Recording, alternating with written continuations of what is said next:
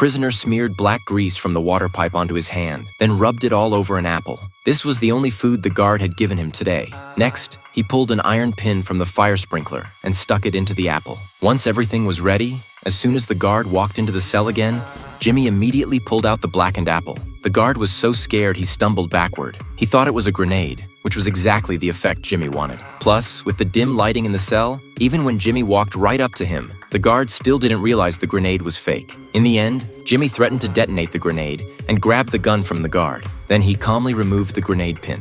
Only then did the guard realize he'd been tricked, but Jimmy already had the gun, so the guard didn't dare resist. He could only cooperate and take off his jacket. Jimmy put on the guard's uniform and found an inmate being held in solitary confinement. He gave the inmate the handcuff keys and the gun he'd taken from the guard, planning for the two of them to fight their way out together. But the place was full of FBI agents and SWAT teams. Even though both of them were former top operatives, escaping would be extremely difficult. So, the inmate decided not to run. Instead, he quickly unlocked his handcuffs and used the gun to take an agent hostage. In an instant, all the armed forces in the entire facility were aimed at the inmate. Jimmy, pretending to be a guard, calmly walked out of the facility. But Jimmy didn't escape for freedom. He escaped to support his wife, Lisa. At that moment, Lisa was being hunted by the local sheriff. This sheriff had exceptional investigative skills. He was the one who had caught Jimmy in the first place. Besides the sheriff, a CIA director was also hunting Lisa. That's because Lisa had some of her incriminating files. Once exposed, she wouldn't just lose her position.